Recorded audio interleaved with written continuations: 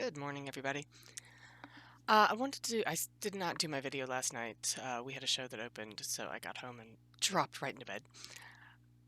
But yesterday I had an interesting, I don't want to say thing that happened. It was planned. It wasn't a spontaneous thing, but it got me thinking, and so I wanted to share.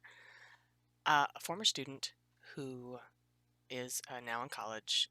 He's also already a very, very successful young director.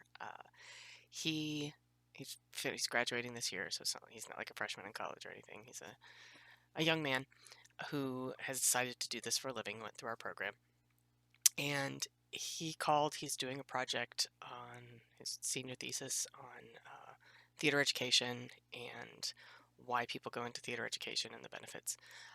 So he called several of us and interviewed us, and he asked the question that he asked is one of the questions is what advice would you have to young teachers going into theater education? And the first thing I said was, um, if you love anything else, do that first. And he laughed and he said, that's exactly what Bob told me. Bob's another theater teacher in our district that he worked with when he was in high school.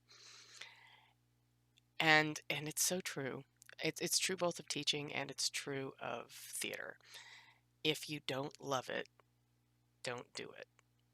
Because and I think it goes for many professions, because if you don't love it, you're not going to stick with it. And if you don't, if nobody goes into this for the money, either theater or teaching, you do it because you cannot live without it. And that's why I know this is where I belong. And I'm laughing because it is one of those things. It's like you try to belong other places because it is hard. It is hard to do. Uh, the hours are long. Those of us that work backstage don't get we don't get recognition outside of people who know what they're looking at, uh, and that's the way it's supposed to be. That is not a complaint. We do it because we love it, and we do it because we like to see the story unfold, and we like to be a part of that part of storytelling. And teaching is increasingly difficult. I know so many teachers who have left the field in the past, ridiculous amount in the past 10 years, but in the past 2.5 years, 2 years, even more so, because of the pressures of having to teach online and having to switch back and forth, and without getting into the the ugly political part of it, that comes back on teachers when all they're trying to do and all we're trying to do is share what we love, whether that's science or theater or English. Uh, that's what we want. We want to share that with somebody who will eventually, that one or two of those kids sitting in your classroom is going to be equally passionate about the subject matter.